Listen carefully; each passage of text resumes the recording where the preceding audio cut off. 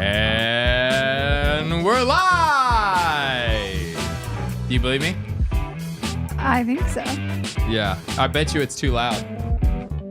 Kind of loud in my ears. I did not do it well last time. Last time I was bopping. Remember this? And there was like no And they're music. like, we What are didn't you hear doing? anything, so I just Yeah. looked really weird.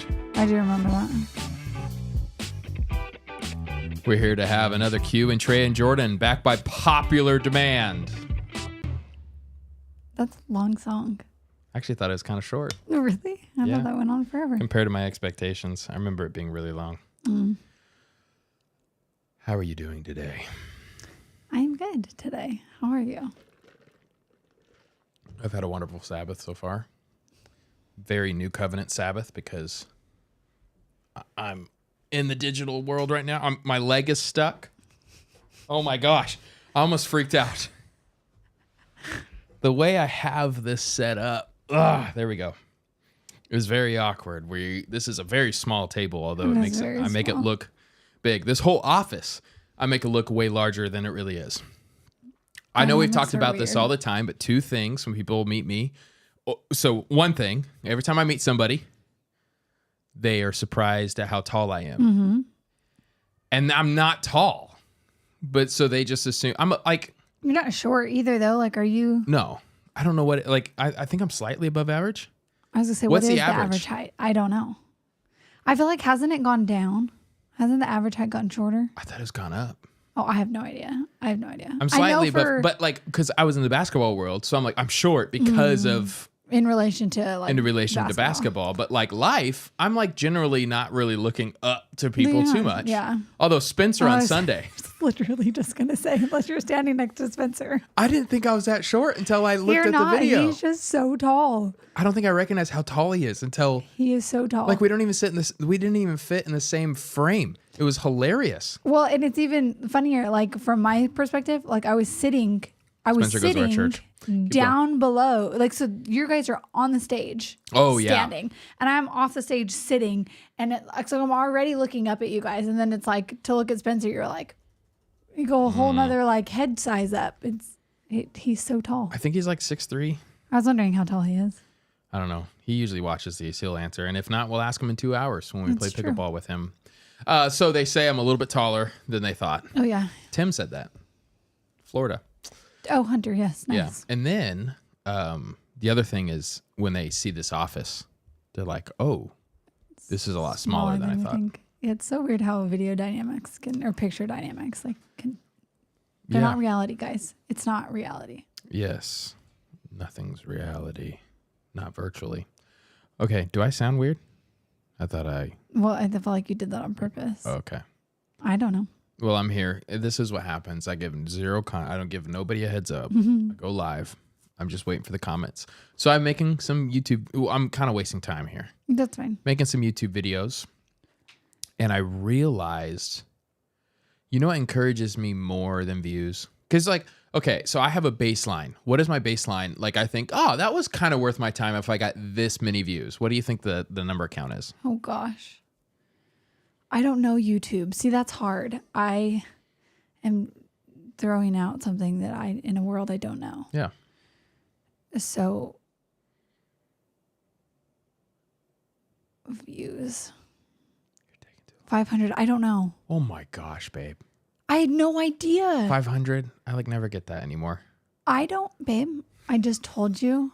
I don't do the world of YouTube. I know. That's So you don't even watch my videos. And That's me, like you're part of the reels, problem. have like high Tanked. views. They're terrible. Everything on Instagram's terrible. Anyways, but more Yeah. more views for higher. So- whatever. I told you I don't know. If it doesn't hit 100, I just like unlist it in 24 hours. If it Okay. doesn't hit at least 100 views within 24 hours, I'm like, okay, clearly that wasn't worth it. So I unlist it. Okay. So I do that, which I rarely do because thank the Lord, I at least get to 100. If I get to 200, I'm like, okay, like that's so like even my sermon, my hour-long sermon is like 200 something. I'm like, Nice. good, happy with that. But I realized more than that, so when I was uploading more, I got so many comments. I had just like such a cool community. I would average like 50 comments. I'm averaging like 3 people commenting on my videos now. And I'm like, I would rather get 50 comments and 100 views than 1,000 views and 3 comments. Right. Because it really Yes, is about the community. Like, right. I want to know People like are who I'm engaging with talking your to. content. But then the other part of me gets poetic about the idea of just making content, having no idea, like not even knowing YouTube exists, like, you know, like not seeing my analytics, just keep posting and ghosting. Mm-hmm. But man, so much of it, I love the community. And so that's why, hence, I'm like, why I want people to comment. What are you doing? Where are you watching from? I just so enjoy the community part, not just like speaking out into the ether. Unknown. Girl mom. Yeah, no, I know and that's what they say too, like even for like when I was researching like strategies on advertising my book, and it was like you can't just post and then like walk away. Like you're supposed to like post and then go engage with people and then comment on other people's stuff, and like so it's like if you're it's a whole not job. It's crazy if you're not active consuming, they don't want to push your content when you're publishing it. Yeah. Which is annoying. Yeah, for sure. But more and more, and we want to talk about this, I really enjoy creating content that is meaningful and that lasts beyond a 24-hour cycle. And one way you and I have done that is by writing books. Mm-hmm. So you just hit #1 new release in small town romance? Contemporary Christian romance. Ooh, okay. So can you go ahead and show the book cover on the screen? Look at that. Nailed it. It will have the like not for resale. So we do self-publishing. So with Amazon, you can get an author copy, but it has to have that stupid thing across that says not for resale, not for resale, not for resale, which I understand, I guess. What we could have done is order a single copy through Lulu. Remind me to do that next time, because we already have your next book cover done. Yes, it is done. And I have put it up on Amazon and included You can pre-order. You can pre-order it now. So it's included in it's now like a whole series. So this is book 1 and book 2 is now listed on Amazon. You know how I noticed? I looked at your Amazon page and it says book 1 of 2 in Ashwood Falls. So you click on that and you immediately... And then it shows you the other one. And what then in the you world? Can, like, I didn't know pre-order. this. Yeah. That's so cool. Yeah, so my manuscript's not uploaded on there.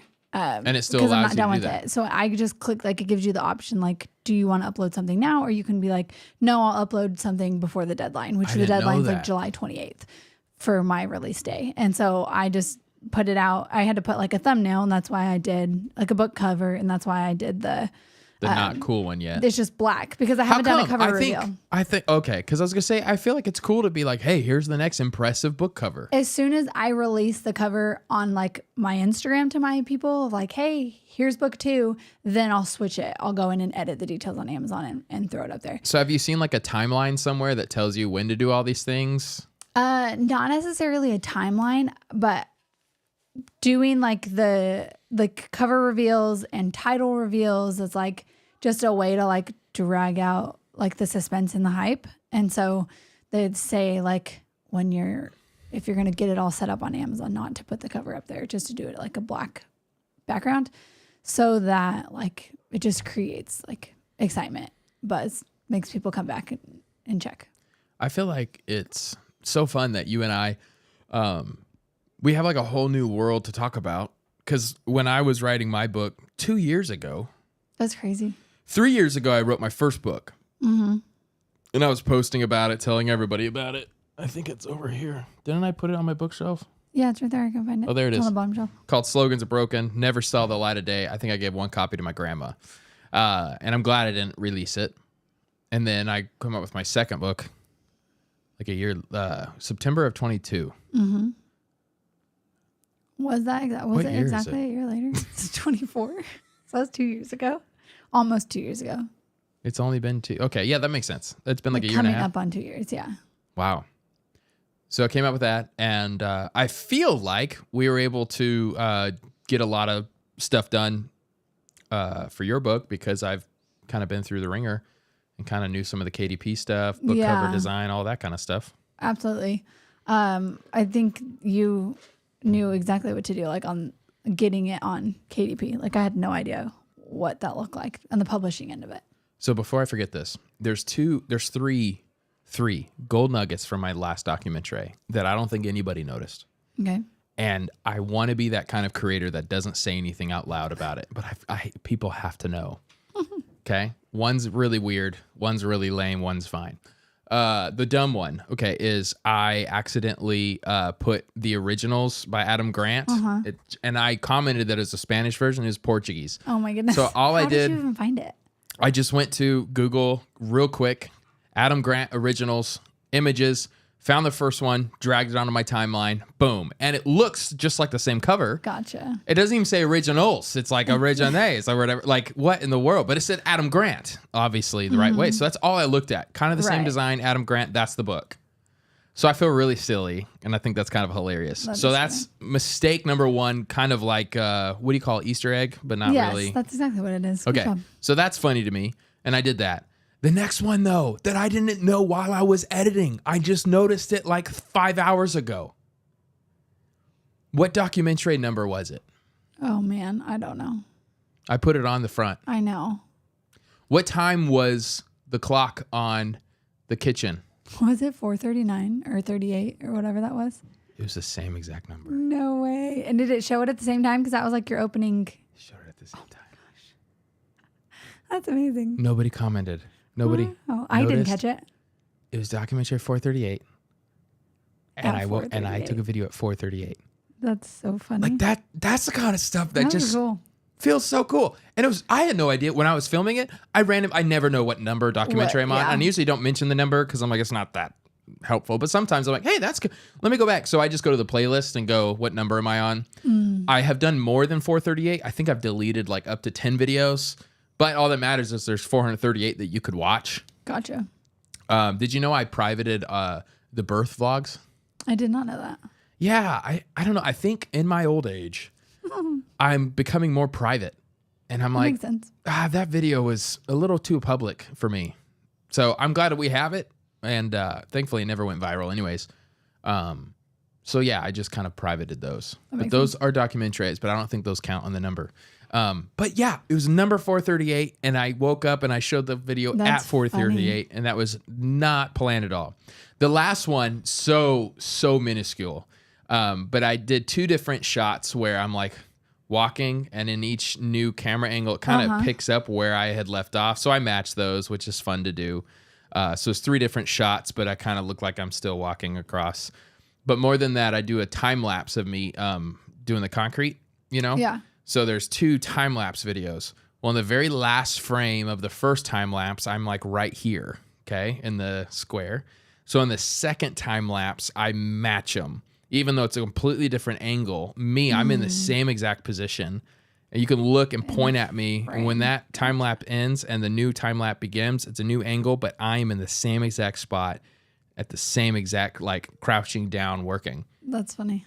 That is so small, so insignificant, but I love that I did that. That's just kind of the fun stuff. So I had to zoom it, like it wasn't natural, so I had to zoom it and position it a little bit so that it was the same. Because I remember listening to a movie maker in editing. I love editing. And the editor was saying a lot of people, they don't recognize it's really important when you're shifting scenes, the eyeballs, especially in a theater, like they're on the left side of the screen if the main character's on the left side.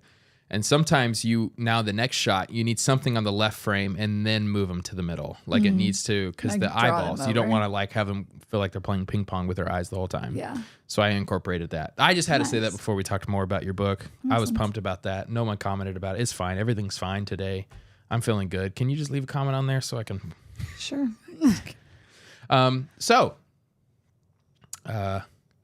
Your book has been out for over 24 hours. Mm-hmm. How you feeling about it? What has been the feedback? What is just any of your thoughts? Yeah, I am excited. I feel like it's hard to really gauge because Amazon's like very delayed in like updating. So I don't feel like I have a solid number of like, oh yeah, this is how many books I've sold so far. The only thing that does kind of update in real time, I would say, is like because my book's on Kindle Unlimited. So when it's on Kindle Unlimited, you get paid per page read. Mm-hmm. And so that it like actually is pretty up to date. Scott Savage, just tell us about the book. Well, he doesn't say just, but I love it. Okay, keep going.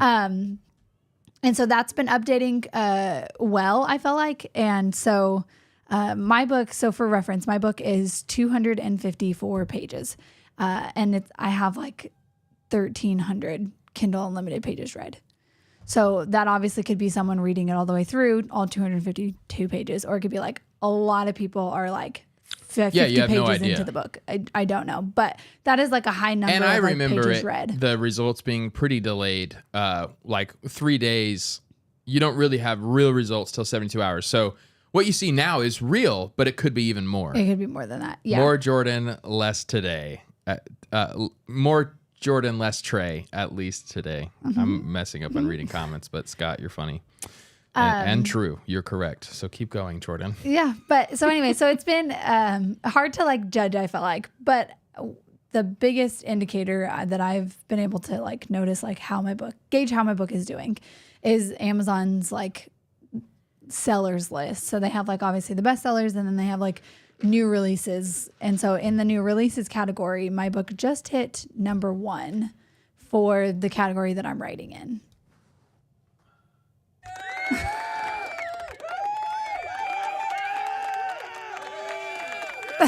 I don't know what to do. Keep going. So that's really neat. Like, I don't know. I feel like that's pretty cool. Do you know, mine never got to number 1. Really? It was number 2. I was behind Craig Rochelle. Oh, okay. I launched the same day. I feel like it's so as totally Craig depends. Rochelle, Yeah. the most famous pastor in America. But I beat John Tyson for a day. Wow. That's good. I pushed him to number 3. That's awesome. You're number 1, babe. I was looking, and it's so hard because and I feel like it's so different. It's like a smaller, like, pool of people. I feel like when you like Which one? mine, when you like narrow it down as far as like that Christian category romance. is like What- literally sorry, what- contemporary Christian romance. So like Contemporary means like it's a modern piece. Like, so it's like, what does contemporary mean? yeah, like that It's not based off of it's not history? historical. It's Gotcha. not it's just like I don't know the fiction world at all. You know, nowadays, but it's not. Hey, okay. I've read 3 fiction books since I graduated high school. Oh my goodness, 2 of them are yours. that's crazy. Did you graduate high school? Yeah. What's the third one? Oh, what is that book? Glittering Images. Yes. I was miserable the whole time. But okay. I enjoyed your book more. Thank you. Books. I will say that it is a conversation that we've had that as to why you struggle to read fiction is because you don't. Well, there's multiple reasons, but you don't like picture it in your head. Like you have a hard time visualizing what an author is describing. Is that accurate? You said that, right? Oh, me? Yeah, Yes. I think I think abstract ideas more than worlds. Yes, that's yeah. So the fact that But you got me to cry. I was able to I envisioned you could envision the world I created Yeah. and the people I created and the town I created and had enough emotional tie to them that like you got watery eyed. Like that's a big accomplishment. I didn't even get watery eyed at our Wedding or children's births. That's a separate issue. No, that's what it is. I don't get happy cry. Yes, sad cry. That's true. Okay. Yes. So that's a whole nother discussion. But for some reason, happy cry doesn't. I well You up. don't equate like tears to being happy. Yes, I've never done that. Okay, you want to get to the comments a little bit though? Sure. Okay, so first of all, Jason Mayfield, Jordan, I'm super proud of you. Thank you, Jason. Jason has a part to play because he helped me in my first sub-publishing, and I thus helped you. Yes. Circle of life. Now, Although, Jason, I really wish you would have told him sooner that he could have ordered a copy of my book without this on it. no, actually, he told me that like 3 years ago. So not even he your did tell fault. me sooner. Sorry. I just Never never mind. listened to his advice. So Jason, calm down. I know I'm wrong. So Scott Savage, the Scott Savage that I appreciate, and shout out to Scott Savage, who his church just hired me to help edit his Plan Your Visit video. A lot of people don't know I offer that. Go to TreyVanCamp.com/playbooks. But so Scott asked this question: that I honestly don't know the answer to. So let's see if you do. Okay. Our kids just interrupted to tell us that she loves us. That fake smile. I love it. Okay. How does contemporary Christian romance work with endorsers? I don't know if I understand that question, but maybe you do. How do you get more exposure for your book as a first-time author? Now, that's a good question. So clarify what you mean by endorsers, because I don't know that. Are you just saying folks? Yeah, but like, are you saying like big time like deal people that are like endorsing my book? Because you didn't try to do. You just like looked at you made an ARC team, right? That was your endorsement. Yes. So go ahead and explain that. With with nonfiction, you have people who are like, this guy knows what he's talking about. You know what I mean? Like, oh, so like, you don't have endorsements aren't a huge. It is for the big time authors who are like, every book they put out hits New York best time sellers. Like, then they'll have other big time authors say like, this book was great, and they'll write it on their cover. Yeah. But it's like a one person. You don't have like a whole list of like endorsements on your book. Gotcha. For fiction, nonfiction, at least from what I've you can seen. have up to like 20 people in the front. Yeah, no, that's not. I at least I haven't seen that as like a really big deal in the book, the fiction world. And you've seen a market of the not New York Times bestsellers, but like mid-level market. I'm trying to, it's like the equivalent of, oh my gosh, middle class. So like, several middle class authors. And they seem to do really well. So you've been taking a lot of playbook from them, right? Because it's like, you're not going to be a New York Times bestseller. Right. In the beginning, let's dream together. But right now, okay, fair expectations. You go a different path. I actually heard this the other day. Somebody was saying, if you're a small business or a smaller church, it makes no sense to look at what the large churches are doing or the large companies and follow their formula, because they're at a different stage of the game. So why would I do, this is YouTubers, everything. They're doing what they're doing because of the audience they've built. Like their packaging and their marketing is because of where they're at today. But look, what's wiser is to look when they were smaller. What were they doing that got them there? And it's often different than what they're doing now. So you have the wisdom to go, okay, I can't get big name authors, so I'm going to do the ARC.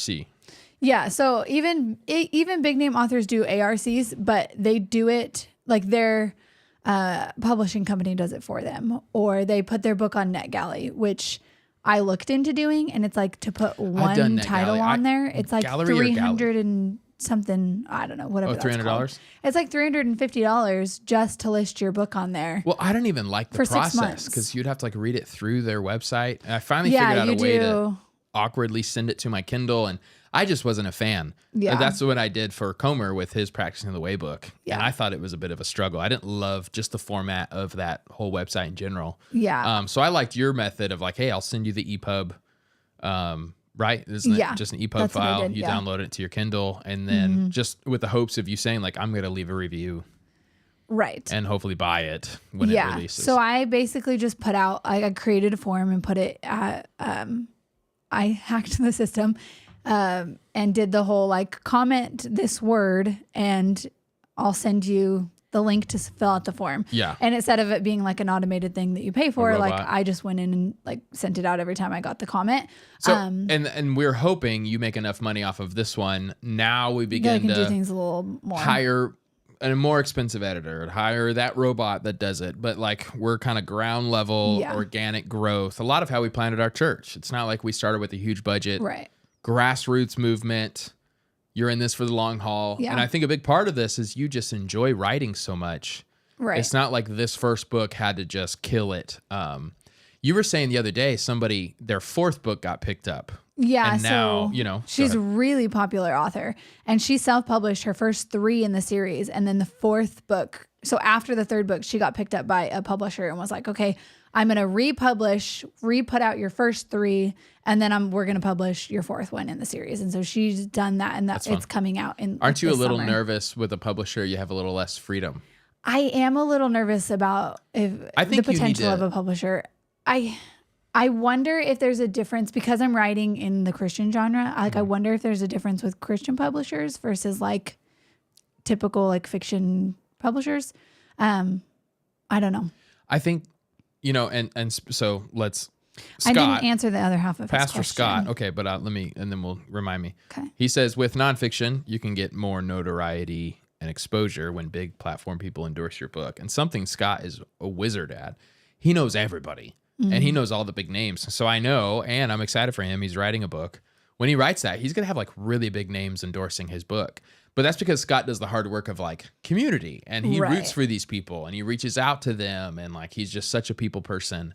And so he's the type of guy where, he's writing a book, I want to endorse it because he's been so supportive of all of my work. Yeah. Which I would say exactly that myself. He's been a huge supporter for me, and he's one of my endorsers on my book. So that's something I've been telling you to do the last couple weeks. Hey, start making friends, not in a slimy way, but like you need to get to know some of these authors. If this is the game you want to play, Christian Small Town romance authors, and let's like talk shop. But I told you, like, for now, just encourage them, just connect. Don't immediately ask, hey, I need, no, just encourage them, root for them, let them know. Cause there's a lot of these people you actually enjoy their books. You just haven't reached out to them yet. And it's just good to begin to slowly build that relationship. Yeah.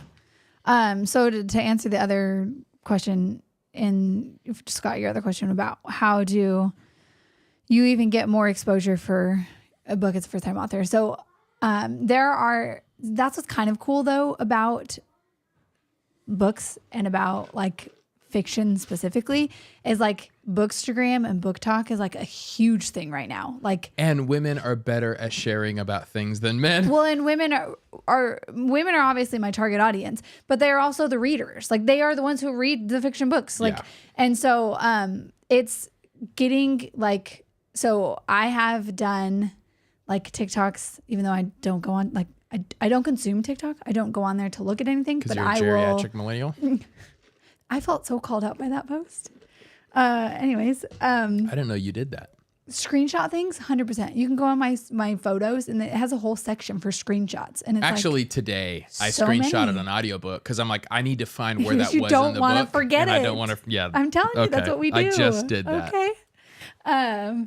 Anyways, so I have created things using like doing like because Reels is the big deal right now, and so like I've tried to use. I guess.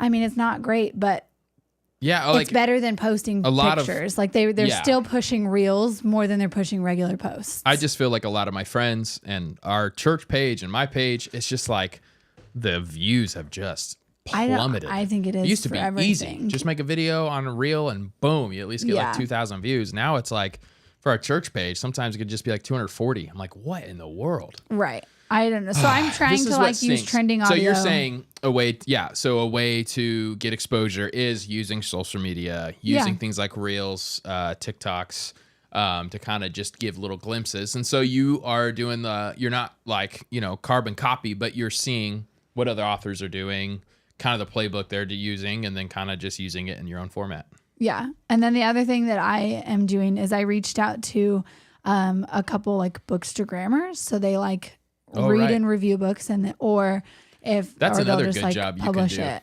I know. Do you like reviewing though? I feel like neither of us are critical people. I don't know. I give almost every book I read 4 or 5 stars. I'm a raving fan. I'm not a raging critic. No, exactly. Like it takes a lot for it to like me, for me to be like to DNF it, did not finish. Like that's what it's called. DNP is did not play. Well, it's did not finish. Like I'm a raving fan. Like I'm remembering. So I'm reading Burning in My Books. Did I just say that? Yep. Burning in My Bones by Eugene Peterson. And I'm like, on Instagram saying, "Oh, it's just the best thing ever." I said he's my spirit animal. And then I'm listening to the last part of the book, and I'm going, "Oh yeah." Like it's kind of, to me, it's kind of sad where he lands on some orthodox positions towards the end of his life. But I'm such a like, I see the bright side, I see the positive. I forget, so I'm telling people, man, this is the greatest book. And I forgot, and the book is great, but I also forget to give that disclaimer. It is rough how some of those views that he has ends. I forget to mention those parts, what I'm saying, because I just enjoy what I enjoy, and what I didn't, I just throw away in my mind and I move on. I just think the best of people. So, so all in all, I love reading. I don't think I would ever love to do that for a living, like rating people. I love telling people when I enjoy a book, but I don't want that to ever be my job. It's clearly a hobby. But I love how you transition from enjoying reading to enjoying writing. And our just conversations have just reached a whole nother level, of word construction. It's also funny because you and we love words, but we use them dramatically differently. That's true. I cannot for the life of me. I've been joking with you this past month, giving like romantic paragraphs. And Okay, the one you used on Wednesday night, though, didn't even make sense. I don't even know if you should share it. I don't even know what I said anymore, but it was bad. I don't even. Well, I don't read it. The one that stuck out to me that you always describe as like the pink rushing towards her cheeks or something like that. And I'm like, you're blushing, which you were blushing right now, by the way. Oh, sweet. Yeah. You don't say rushing? No. No. You could say like crawling up her neck. I just love that because for years, like I've had the MO that I like love words and I have a way with words. Meanwhile, my wifey had this hidden talent. Apparently. To make people cry with her words. That's probably been the biggest, and that's, I don't want that to sound. And then we'll get to more comments. Don't worry, I see those. I will get to it, but keep going. I don't want to sound weird that I'm like excited that I made people cry.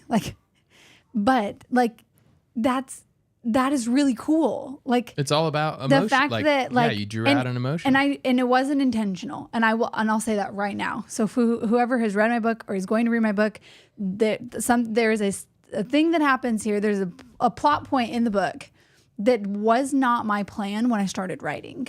That's not the way I wanted the book to go. You're such an artist. I had no intention of it being that way. And just he laughs at me. Took it there. It's true though. That's what happened. That's what happened. And so I will tell you, and he can tell you as well, I was sitting there writing that scene. Yeah. Bawling. I mean, like tears streaming down my face. Yep. I was wreck.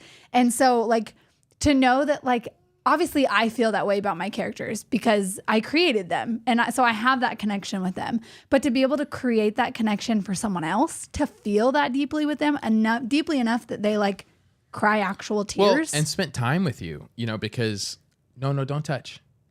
You gotta go. Because to get to that scene, I call it a scene because I'm an editor. Yeah, what do you call it? I mean, it's a scene. Okay. Or a plot point.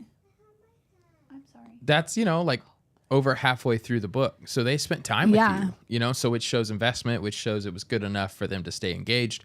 We're in a world where people don't watch a full 30-second reel. Yeah. To get them 30 chapters in, that's incredible. Yeah. So can I do a couple of these comments? Yeah, absolutely. Jeremy Owen, longtime supporter of this channel. Congrats, Jordan. This book sounds interesting. I will suggest this book to all my female friends. Thank you. Good call. I think there's been some males that have read it, right? I have no idea. Well, me, I guess. Well, I mean, besides you. Heather, I don't think so. Heather Scadden, hey y'all. Or hey all. I added the y'all. I'm bad at reading comments. Why is that? I don't know. Keep messing that up. So Heather goes to our church. She gave you a nice review. Ordered my copy today, Ashley Murphy. Woohoo. There's people who joined the ARC team because of Ashley. Yeah. Yep. So Ashley has been a long time supporter of the vlogs and the channel. Great person, just like a Barnabas spirit. She's always been such a sweet encourager to me. Yes. Heather says, I love the story. I had tears of sadness and joy. I love that. That makes you so happy, huh? It does. And this is what I believe about the Christian life. Sorrow and joy can exist together. And I think that's what this book does. Karis learns that.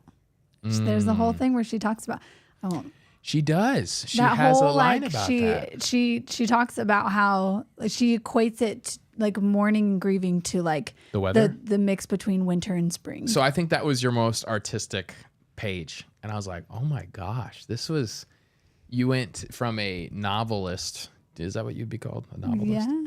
To a poet. I was like, this is beautiful. It was just this reflection of the changing of the weather and the changing of her emotions. Yeah, from that was really nice. You didn't steal that from anybody. Through grief, no. Who would I have stole that from? Me. That is really. I'm kidding.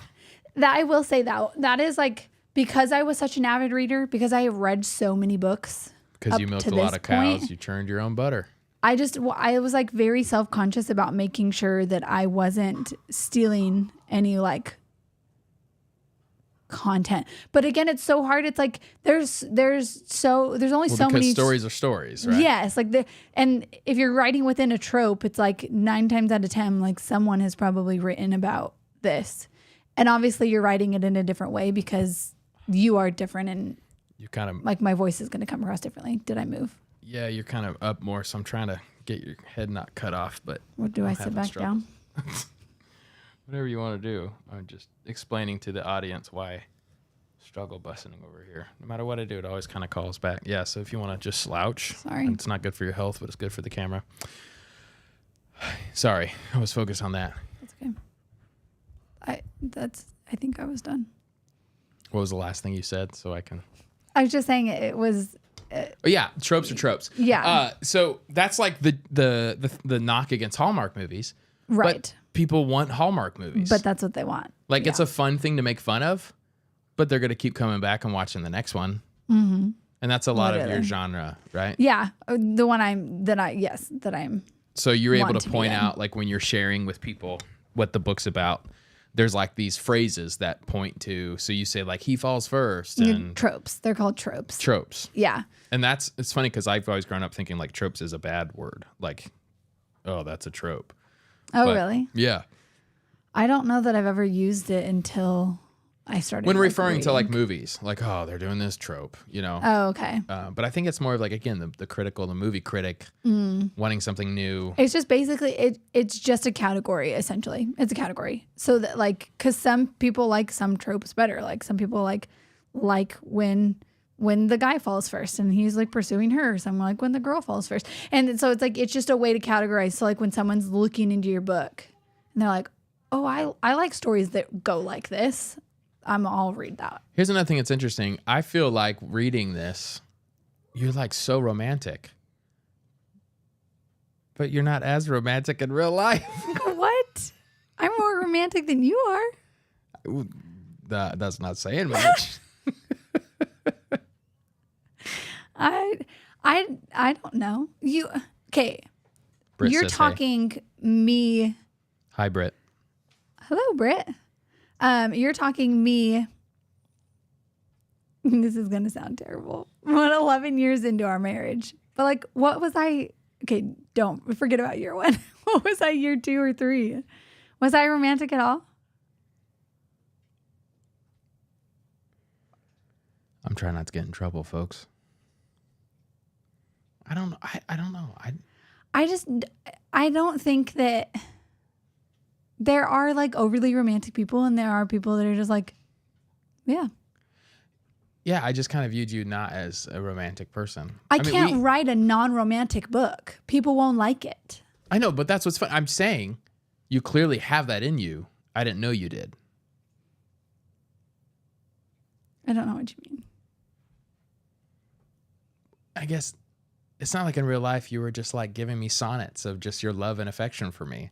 But now you're like writing it in the books. I'm like, oh, wow, you have this whole other side of you. What's that face for? Disagree. On our dresser currently, right now in our bedroom, is an entire mason jar full of notes about all the reasons I love you that I hand wrote while we were in college. I was going to say, I thought we weren't even married yet, I decorated the jar. Each note is a different like printed like paper, like scrapbook paper. So, okay. Don't even. We're gonna come back on this right now. I am too. I created. Okay, here's what I have hand created so many things for you while we were like dating and engaged. Okay, yes. I guess I'm thinking marriage. Well, I got you, so I'm just kidding. There it is. There it is. Okay. Well, no. I can be, and then maybe that's my fault that I haven't continued that into marriage. This is turning into counseling. No, it's fine. I love our marriage. It's great. It just is cool because I think, here's what I'm trying to say. I think writing gets something out of you that when I say you, me too. People. Writing does something that is an avenue for creation that you don't really have anywhere else. Yeah. So that's what I love about writing. Like this is what I love about the Eugene Peterson bio. His relationship to writing and pastoring and his toil and his struggle between the two and his desire for the richness of words and wanting to create something that lasts beyond your lifetime. That stuff, that's where I get romantic. I'm like, that's just amazing. That's beautiful. And I haven't done that yet. You know, like I just hope one day I just write something where it's like, man, this will live beyond me. It's just a cool thing. See, it's fiction romance. You can't compare real life romance. It's Ashley's settling the debate. What? It says it's having a connection issue. I can't see us anymore. I wonder if it's just your phone or if it's us all together.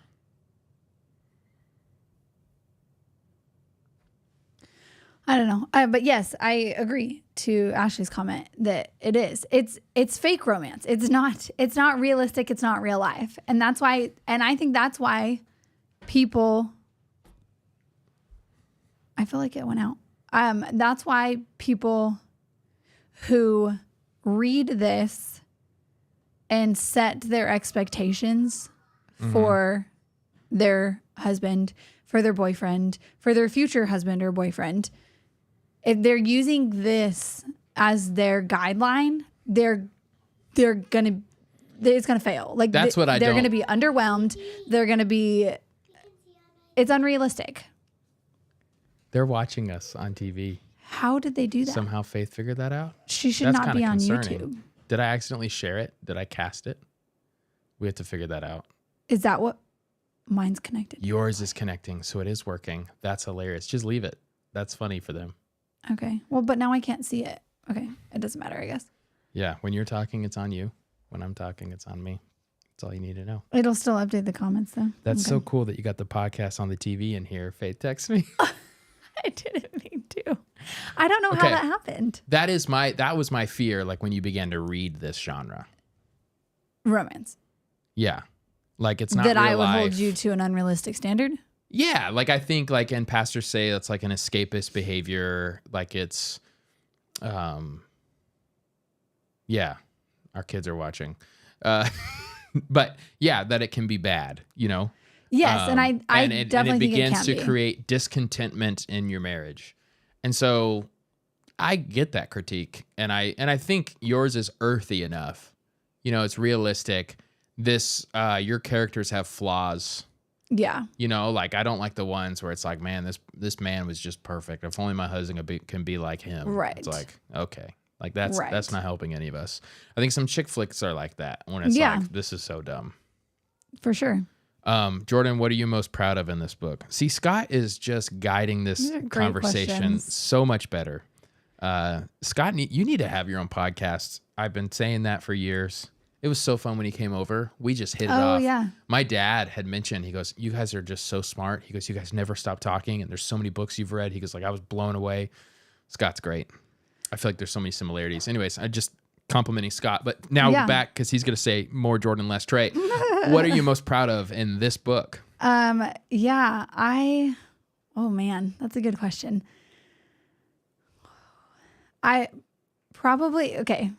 For this one, what I'm probably most proud of is the way, like... The benediction? No. Okay, now we got to talk about it. I asked Trey, because I was writing a scene where they were at church. And I'm like, okay, I'm opening the chapter with like churches ending, because then like things will happen after the chapter. In the parking lot. After the... Right? Am I right? Yeah, where they okay, don't give out anymore. But anyway, so I asked him, I'm like, what's a good, like, give me like a benediction, like the pastor, like a sign off or whatever that the pastor can be like, give that's going to open the chapter. So I put the ball in his court and I told him to give me something to put in my book. And he gives it to me and I put it in. And then he tells me, oh, that's the one Caleb wrote. So now he's like, well, you've got Caleb's words in your book. But I asked him for one and that's the one he gave me. So there's even more context. Yes, Caleb deserves to write his own book, and it will be a bestseller. He is brilliant. Caleb is brilliant, and it makes me mad. It doesn't make me mad at all. It's amazing because I used to always be the smartest person in the room. I graduated top of my class. I'm the one who could do these things. And then I hire a guy who's even smarter. And that's just amazing. And anyways, he has a way with words. He's incredible. He needs to write a book. I want to co-write a book with him. You guys should. I feel like it'd be incredible. We're so busy growing a church. It's kind of hard to take time to write a book. What was I going to say about, so I was just like, that's good enough benediction. I can't think of one. Boom. And then I realized though, because when my book came out, The Non-Anxious Pastor, one line that it stuck out to several people. I'm not saying a million people, because a million people didn't read my book, but the one line was the one line I didn't write. And Jason gave it to me, and he said, I don't need credit. I'm just saying you're dancing around this line. Just put it this way. And I'm like, that's, of course. Mm-hmm. Boom. I mean, literally, Sketchy Sermons made a whole post about it of that. Like, I wrote 1,000, 20,000. I wrote 36,000 words, and he found the 7 that Jason said. So that's the joke. It's just like all this work I do, and people see the other stuff. So that's it. I think it's funny. So what excites you about what are you most proud of? Yeah, that's not what I was going to say. So we got on a whole tangent, but that's what podcasting is. It's just tangents. Probably, I feel like I would say that the thing that I'm most proud of, if I'm talking about, because you said in this book, so like, am I talking about the characters? I don't know that I can necessarily tell you what I am most proud of Karis, but I can't tell you why because that would be a spoiler. But just the way that she walks through life that happens in the book, just made me very proud. But if you're talking like, it's a cool example of. So like, I love to preach about transformation. You showed transformation. Yeah. And you didn't hit it over the reader's head. This person is transforming into the image of Christ, right? 1 degree at a time. But that's what you see, right? Yeah. So that's probably what I'm most proud of. If you're talking like, if I'm talking about the people, yeah. If you're talking about the process of writing, it has like 70,000 words, and I was really excited about that. That's cool. It's really cool. And how fast did you write it? This one took me like 3 months. That's solid. Probably, because I started writing it January. And then Heather mentions Grumpy Sheriff. And this is me remembering callbacks because we're talking about how the guys weren't, your character's not perfect. Oh, yeah. He's grumpy. Oh, good job. You got that. I'm actually remembering something that was awesome. Longer than 30 seconds ago. We are growing on this podcast. Second question from the Scott Savage. Second question, what excites you most about the next book because of what you learned during writing this book? Yeah, so I actually, based off of one of the reviews actually that I got from my ARC team, one of them had given me a feedback, I guess you could say, but it wasn't like in a negative way, but she was just like, if anything, like I wished that there would have been more of this. And it was something that when I wrote my first book, and that is, we don't talk about, that's published, but when I wrote that book, I had done that she was telling me that I should have done more in this book. And my editor had told me like, scrap it. This Are you is being pointless. intentionally vague? I'm going to get to it. I'm Look drawing at you out building suspense. I'm keeping them interested. So, can I mention this? Can I say this? I have heard a couple people. So this is another thing I love about you that I do on a weekly basis is I am building a suspense. I know you want the answer, and I'm making sure you don't know. You're not going to hear me tell the answer yet. I'm building a case, and I'm making you lean in. And I've heard a couple people at our church say, yeah, when you said this, I was Googling because I was trying to find the answer. I'm like, no. Listen, trust me. The point is, I'm taking you on a journey. I intentionally said a word that you don't understand yet. You're going to enjoy this sermon more if you don't cheat and Google. Yeah. It's a part of being an active listener. Lean in with me. Feel the tension. Don't release it yet. Right? Like, this is going to help you enjoy this more. So that's like going to a movie. Shay does this all the time. My sister. Like, suspense. What does happen? So she Googles while she's in the middle of the movie, the beginning, she finds out the problem. What happens to this character? So then in her mind, she's like relieved. Like, okay, cool. I know that this person leaves. And so I'm just ready for it. Like, no, you're missing out on the whole experience. Right. The whole point of the movie. Yes. So anyways, all that to say, I was told not to do that. And so when I wrote this book, I limited it as much as I could. And it was like expanding on like dialogue or things that were like going on, like a scene with a character. Letting it breathe. That wasn't necessarily progressing the story, but it was progressing the character. Yeah. And so I was told it doesn't progress the story, so get rid of it. When in reality, like it could have given so much depth to the character. Yes. So to answer the question before you start talking, the I want to answer of the question is that is what I didn't do in this book. And I still think it's great. And the book is great, but I'm excited because as I've been writing this next one, I've been intentional to include that extra dialogue or draw out a scene between the character and their mom, which is the specific one I got told you cut the whole thing. But it's like, no, it gives a context to that relationship and why. Makes them like the person more too. Yes. And it's like parents shape us in real life. Like we do things because of the way we did things because we were born and raised that way. Come this Sunday at Passion Creek Church because I'm talking exactly about that. You're a product of your past. Can anyone understand that I am talking so fast because I know he wants to say something and I just want to get out what I want to say? I'm just saying that like now that's what I'm excited about. I'm excited to be able to expand upon relational depth and give the character more growth. I'm sorry. Give the character more growth and depth. And feel the freedom to do that and not feel like I am doing a bad thing because I'm doing that. I'm done. We're just going to sit here awkwardly because I'm done. Sorry. The movie version, Caleb taught me it's called a hangout movie.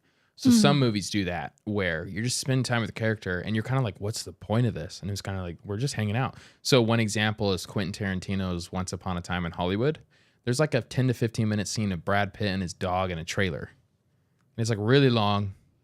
It's kind of slow. Now, Quentin Tarantino in his interview, I actually like Quentin Tarantino's interviews more than his movies because I think he's a fascinating person. And he talks about writing fictional books, which because he's a fictional book writer too. Do you know that? I did not. And he's the one who said the characters take the story. He creates them and then he just rolls with whatever. Happens. So you and Quentin Tarantino have a lot of similarities. Who would have known?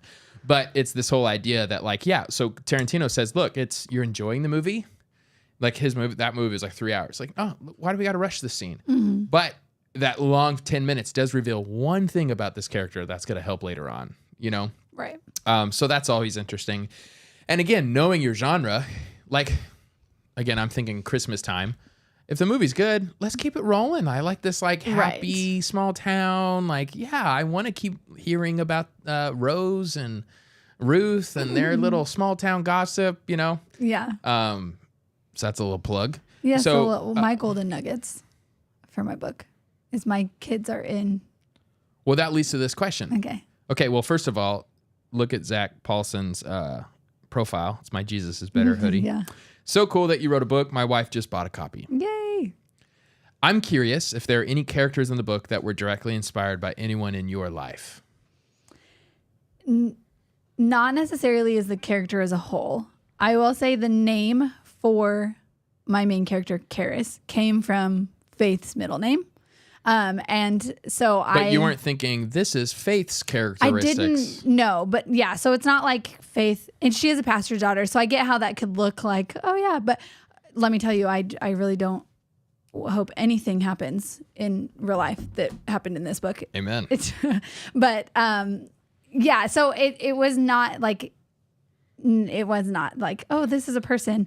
And I don't feel like I can do that. I feel like the hardest part for me, and I don't know, you can answer this question. You can tell me if you think, because you read my first one and you read this one. You read my first one and you read this one. And you told me, like, when reading my first one, you were like, it's you. Like, I was writing myself. Yeah. And that is a very hard thing to do. Like, it's a very hard thing to not write in a way that you would respond, like me. Yeah. And so I tried really hard with this one. And I feel like inevitably it, like actors, like part of your personality is going to come into like your role because that's just who you are. But it wasn't like, in my mind, I was not like, this is how I am. This is how Karis is. Or this is how so-and-so I know is. And this is how. There's still, in all your female characters, there's a bit of spunkiness that you have. I'm trying to figure out how to write a character. Like, your character has to be likable. And I feel like if they're very like dull and like just passive. Yeah, like I'm not going to like them, and then other people aren't going to like them. And so that's I imagine that's actually constantly an issue for female characters because there's tropes, there's bad tropes for females like that you don't want to fall into, like the bratty or the damsel in distress. So I wrote those characters as side characters. Nice. So not in this one because I didn't get too in depth into side characters, but in book 2 that I'm writing now, like there is a character in the book that is like the typical female character that like blonde is making like advances on the guy that are like totally unwanted, and he's not doing anything to encourage them, and he's like, but they just still keep coming. And so it's like that character, you're like, oh, you're obnoxious. She's in the book. But I wrote that in a character that you can hate just as much as I hate her, because that's not the main character and I don't need you to love her. How are you so smart about all this? I don't know. See, I know some of this stuff because I've like read books about writing books, and you've never done that. I have not read any books about writing books. I've just read books. I had to do podcasts. I listened to like 15 hours of podcasts of people, character development, stuff like I wasn't even going to ever write a fiction book, but I knew it was helping me for writing in general. Let's read some of these hilarious comments. Okay. Jason Mayfield, what character am I? Did you represent me well? Were you nice about me? Is Jefferson D. Masters a good guy or not? What?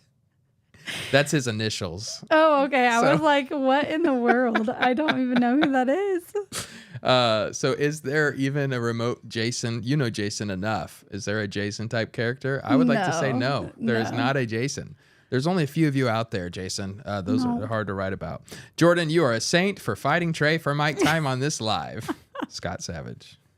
I wasn't being mean. I wasn't trying to be mean. Was I mean?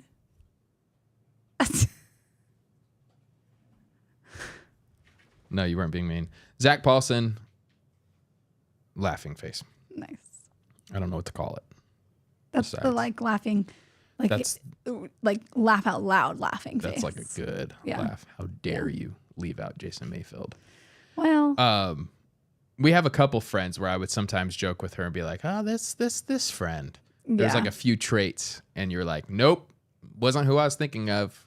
And I honestly can tell you that. Like, I was not thinking of anyone. Like, I was just, Brant is his own person and Karis is her own person. Like, they are not modeled after anyone aside from the like overarching grumpy versus sunshine. Like, he had to have like a grumpy personality and she had to have like that sunshiny personality, because that's the trope I was writing. Sunshine, that is a what?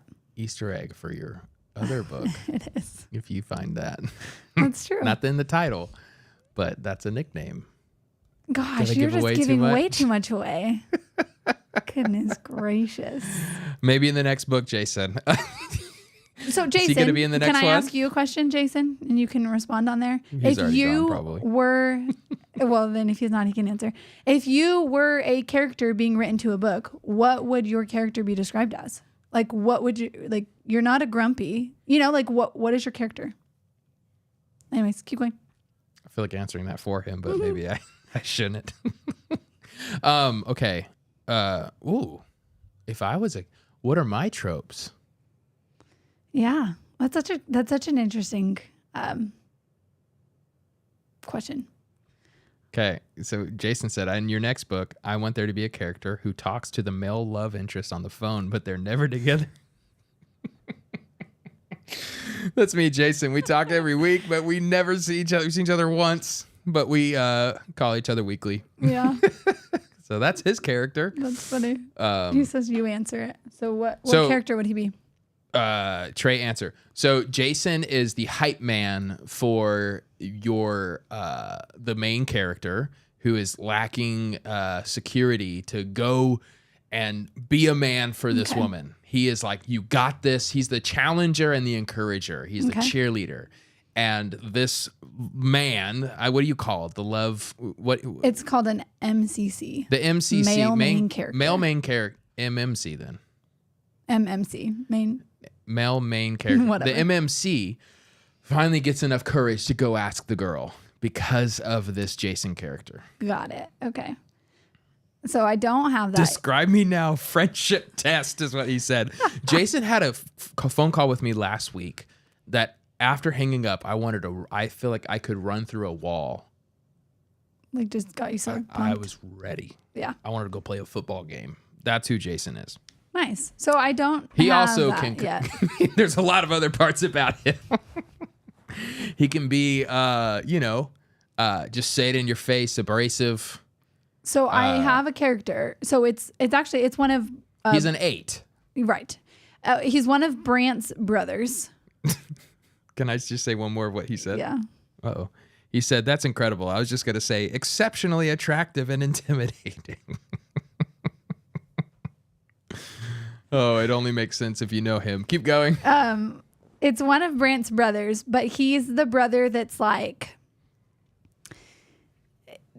the down for the party, like just everything's a joke and a good time and like doesn't take anything seriously. He's the one that like everyone's like, really? Again? Like you're complaining? Like he's like whiny, but like in a funny way that's like, oh, do we really have to rake Graham's leaves? Like, can't we just go eat? Like, I just want food. He just wants all the food. Like, so that's the only like let's go back to type me. of character What that I trope am have. I?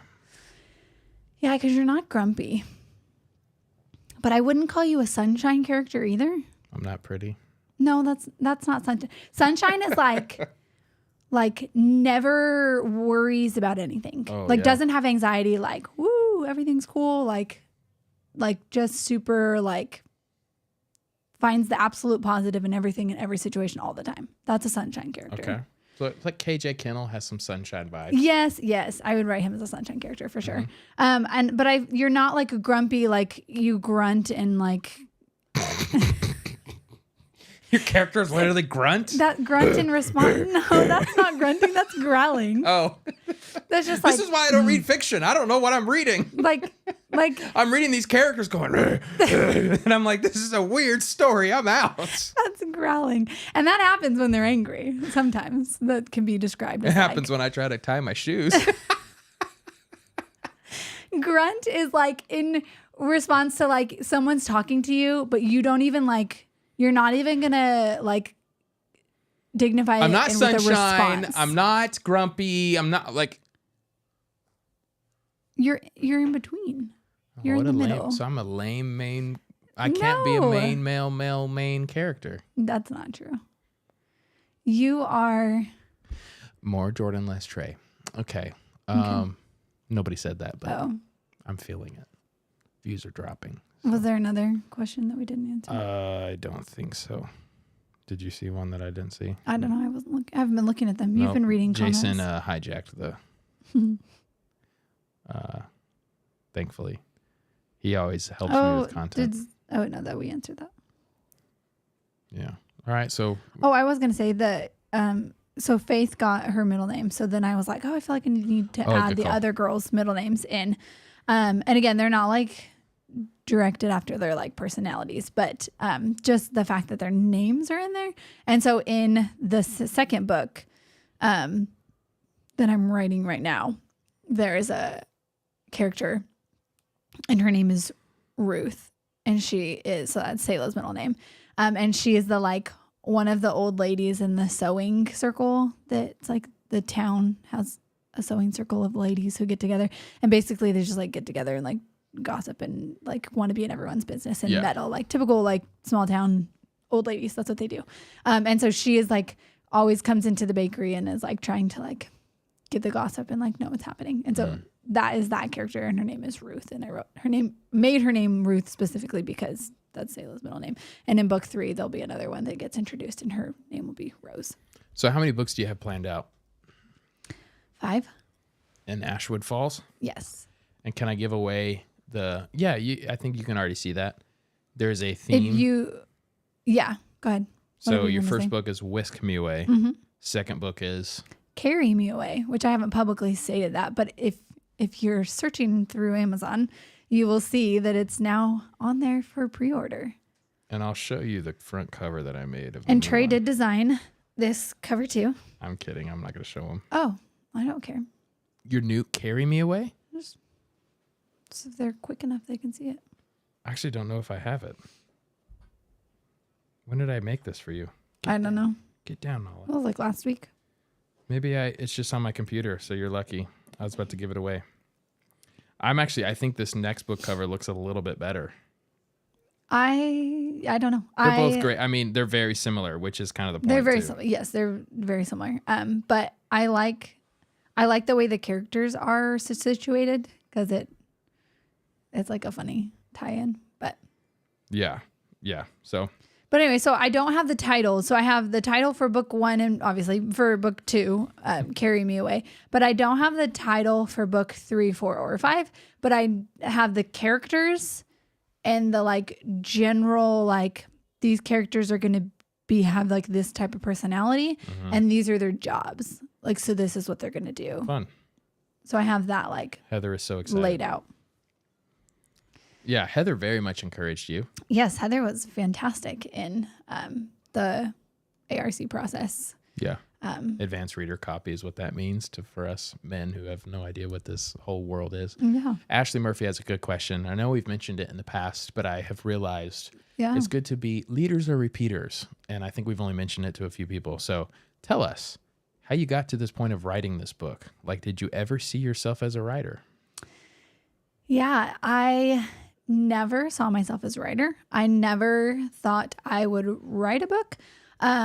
Even in like high school, and we were talking about this on Wednesday, like even in high school, like English wasn't my favorite subject. It wasn't like I spent a lot of my time like writing random short stories or coming up with ideas. Like I wish, I don't know, kind of wish that was my story. Well, it kind of shows that the education system doesn't really create those avenues. It's not like we were told to write fictional stories. No. It was, But I was just a reader. Like I was a reader in high school and then like kind of went through like I didn't really read much in like late college, like kind of marriage and like having kids and like I just didn't really read, didn't really feel like I had time to, hadn't really got back into it.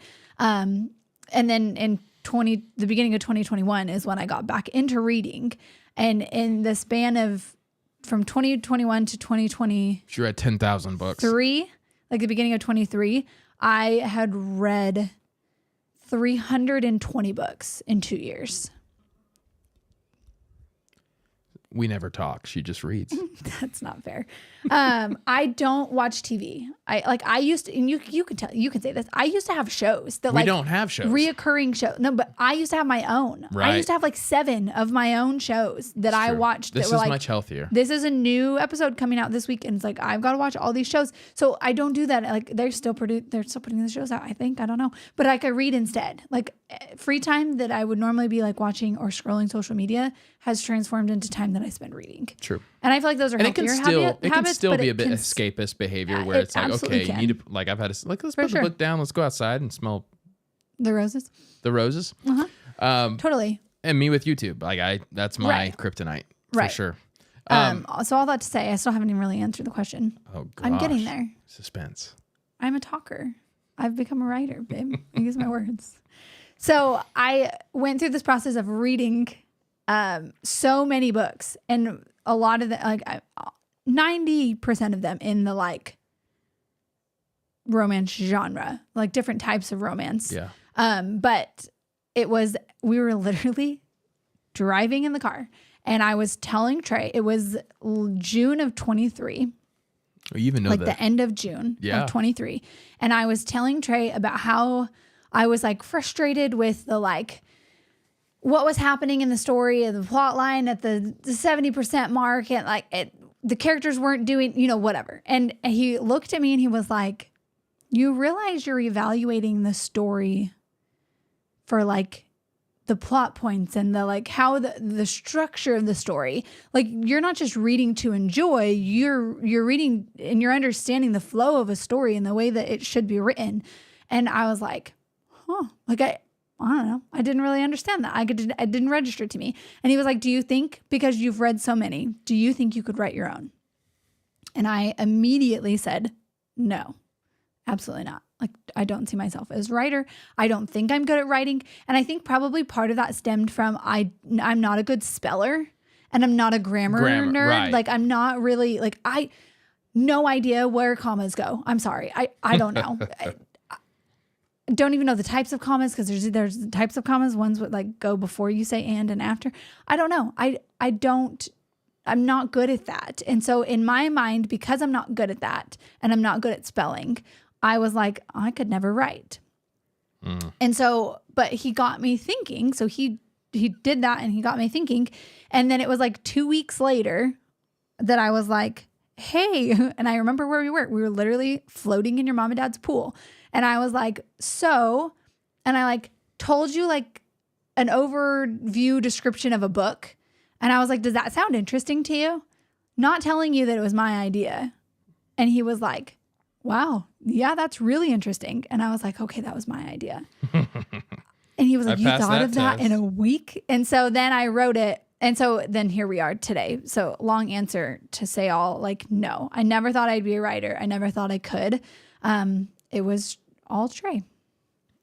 And I love that, because I think a husband's job is to cultivate gifts in their wife and to root them on. So I'm pretty pumped that the Lord was able to use that random inkling of mine to make you into an author. Yeah.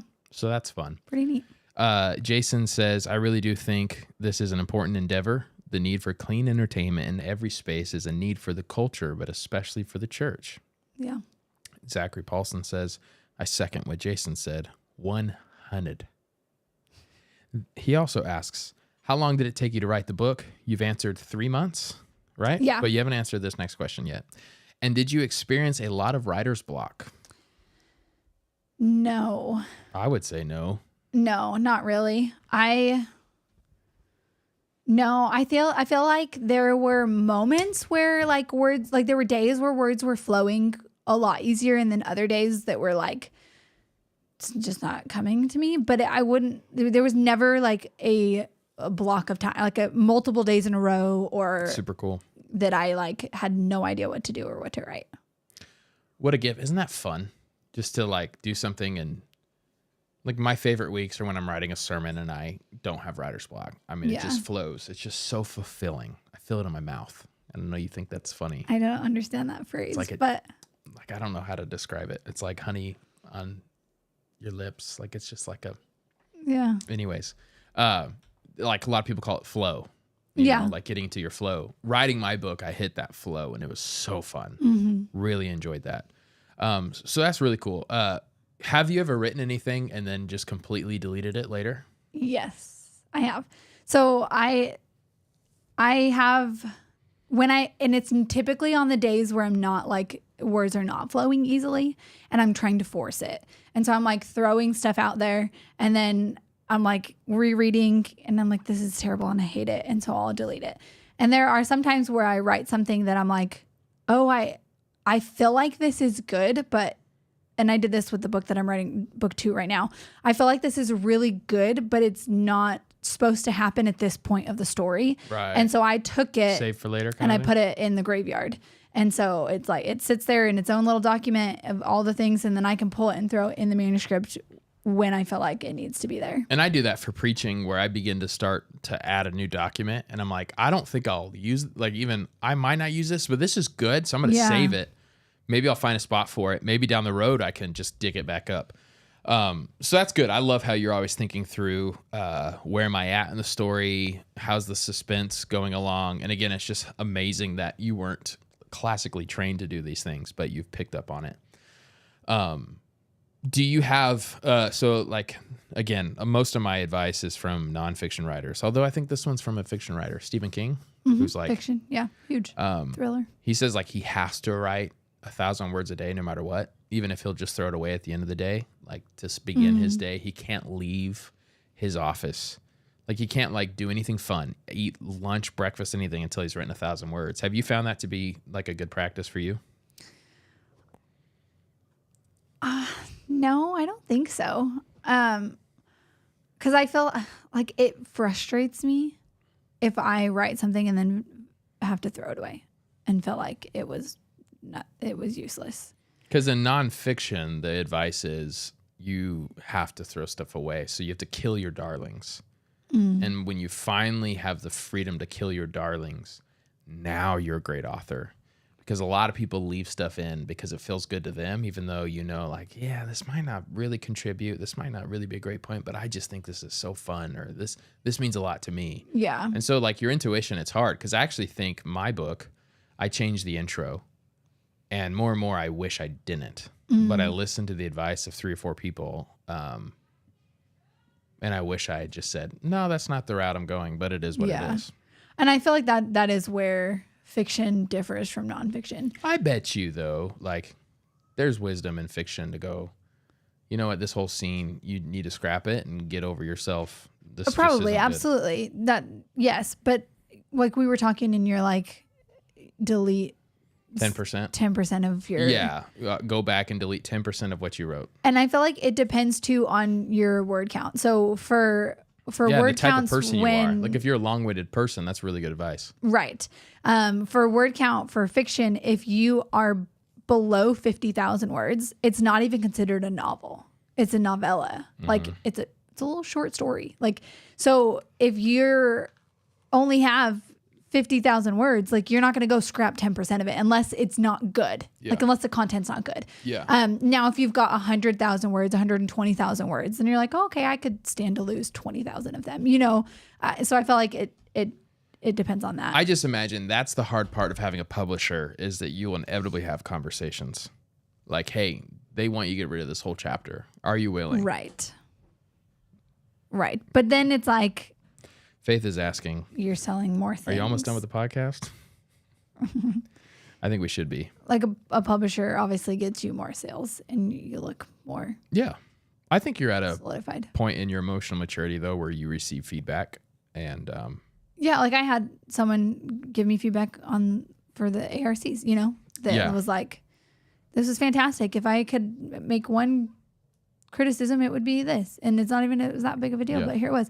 And I don't feel like it destroyed me. Dave Owen has a good point. He says, when you get big, you can publish the stuff you cut. It's like the behind the scenes kind of stuff. Yeah. That becomes bonus. Well, can we end with that? Yeah. You can go to ashwoodfalls.com to be able to sign up to be on Jordan's mailer list, updates on Ashwood Falls. But what's cool is Jordan wrote a bonus epilogue, so you will have to have read the book. Yes. But then you can read the PDF that we created, little bonus epilogue, and it's really beautiful. This is a cute where see where they're at later Brent down the today? road. Yeah. Yeah. Yep. So you wrote that. I thought it was really fun. And I am just making this decision right now. So I'll obviously put this on like my Instagram later. But I just decided that the people on my mailing list will get the cover of book 2 first. Oh, that's smart. So like before I post it on social media to everyone to see, I'll do a cover reveal to my email list. So, you heard it here first, folks. Yeah, that's like just a cool incentive to sign up, get your epilogue, and get book 2 first. I'm proud of you. Thank you. It's a great book. You're making people cry. Tears of joy, tears of sorrow. You're a wonderful woman. You're amazing at what you do. Thanks. Very proud of you. I don't care how much money we make, but try to make a lot. Oh, my word. Okay? Start making money. I'm just kidding. I will say that when I published my first one, I was like still very nervous. Yeah. I published this one and like, I'm so proud of this. Like, I love it so much and I am so stinking proud of it. And I don't even care if some people don't like it because not every book is for every person and that's okay with me. But I love it. I am proud of it and I am loving this series. So. Amen. We're in that similar boat with a lot of stuff. Like we made an ad that says, our church might not be for you. We are for everyone, but we're not for everyone. Guys, check that out. How fun is that? 2 Van Camps. Mine's a little bit taller, just like in real life. Look at that. Is it almost the same page count? How many does yours have? Don't worry about it. Look at that though. Looks really cool together. 191. Our kids are so cool. Mine's 250. Humble brag if there is one. Very proud of you. You are talented, says Ashley. Thank you. Put up those books together again. I think that looks so Like this? cool. Yeah, Or that side by works. side? Here, yeah, do that. Okay, ready? Pull it down a little bit. There you go. Look at that. How cool. All right. Well, thanks everybody for hanging out with us. We're going to go play some pickleball now Yes. and continue this glorious Sabbath. Woohoo. You can Sabbath any day. We have chosen these 24 hours because ministry really begins for us tomorrow morning. Well, it's every day, but Yeah. you get it. All right. Grace and peace, folks. Go link in description for Thank her you, book. everyone, Yes. for your support. You can buy the book in the description. Also, go to ashwoodfalls.com in the description. Grace and peace, guys. We'll see you. Comment some more on my videos, please. I love this interaction. I love this community. Grace and peace.